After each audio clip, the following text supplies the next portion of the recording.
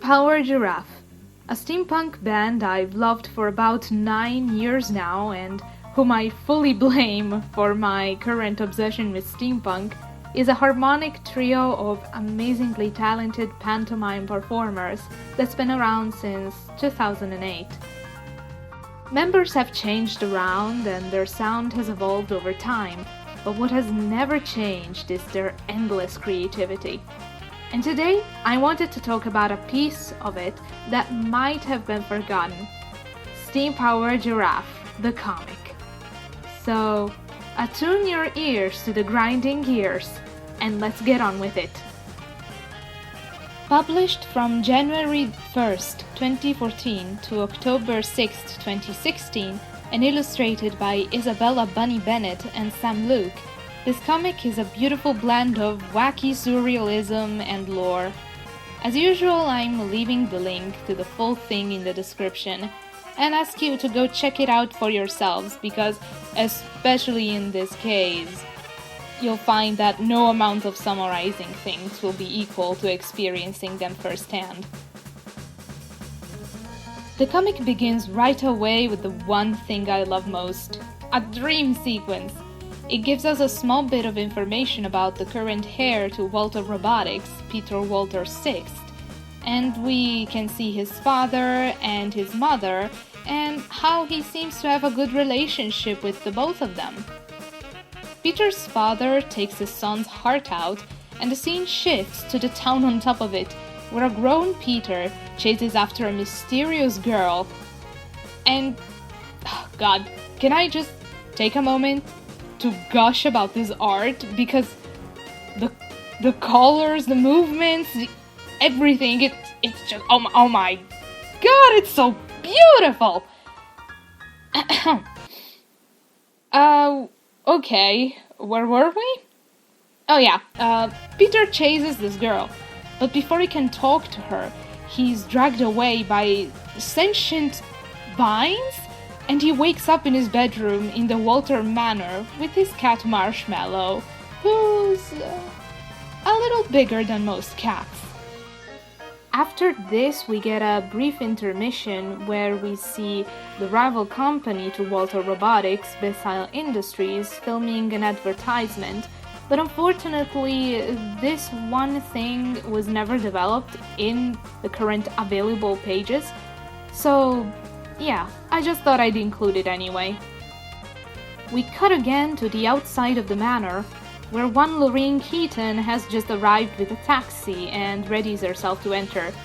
The manor is dark, and the girl gets immediately spooked by Norman. He looks scary, but honestly he means well. Lorraine apologizes for getting scared, and it's here we learn why she came to the manor in the first place. She is looking for Peter, and has something urgent to tell him. Norman goes to look for Mr. Walter, while Lorraine is left on her own with a bowl of sentient apples. She is quietly sitting on the only chair there when suddenly a figure appears behind her and shouts at her to get out. Lorraine gets scared again, but it's yet another fake out, and we finally meet our first robot, Rabbit. Peter's mother also comes into the room, introducing herself and pointing out to a startled and confused Lorraine that Rabbit basically just saved her life since the girl was sitting on an evil chair, which Rabbit also disposes of with a flamethrower. Yep, she can breathe fire. I love her so much. Rabbit wants to help Lorraine find Peter, so she leads her around the manor up an endless flight of stairs. Of course, she is a robot, so she can't really get tired, but Lorraine probably is after that. So Rabbit tells her once more to sit and wait while she goes to look for Peter. While waiting for Rabbit to come back, she is found by Wanda Basile, another woman who lives inside the manor. Mistaking her for a maid, Wanda quickly pushes her to get ready, throwing her inside a room labeled HOW, thinking those must be the housekeeper quarters. Spoiler, they're not. This is instead the Hall of Wires, home of QWERTY and the Spine, the second robot Lorraine meets. Unlike the other inhabitants of the manor, Spine is a lot more level-headed and aware of the effect the manor can have on people, and he quickly apologizes and welcomes Lorraine.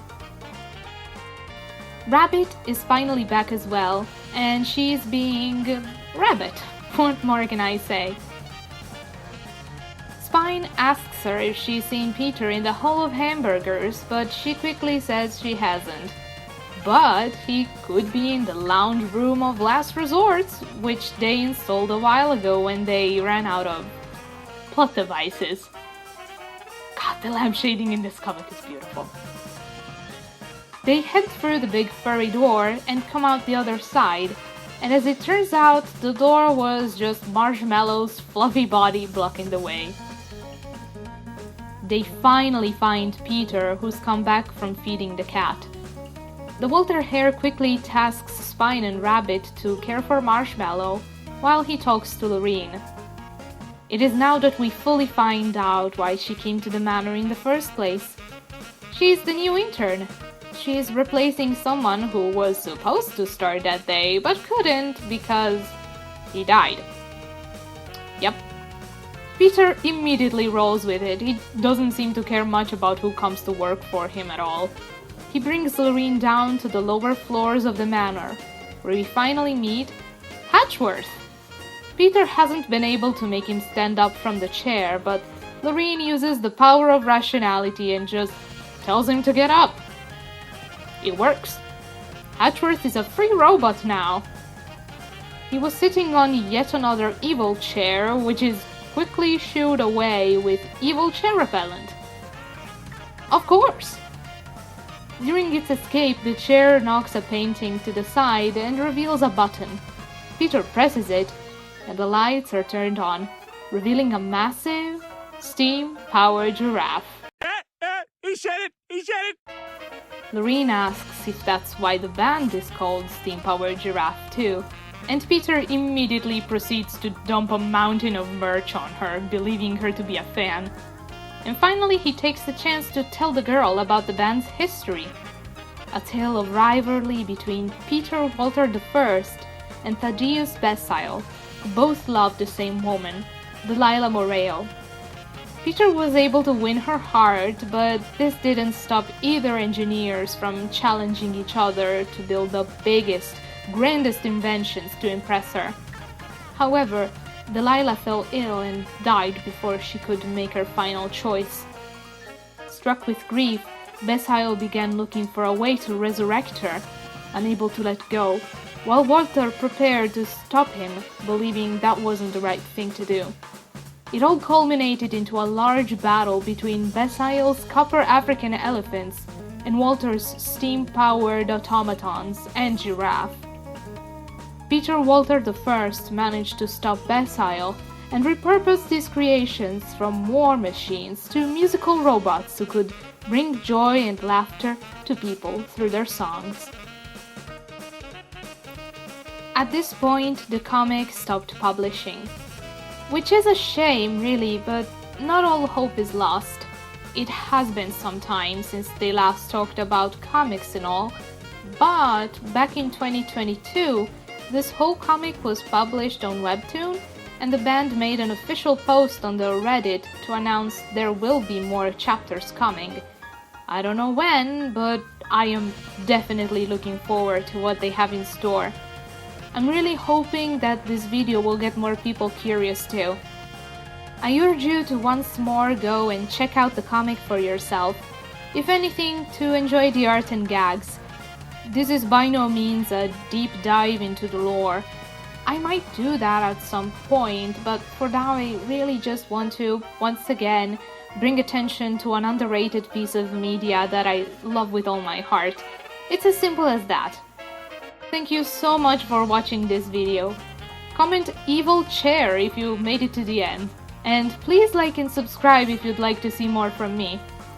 Until next time, take care. Bye bye!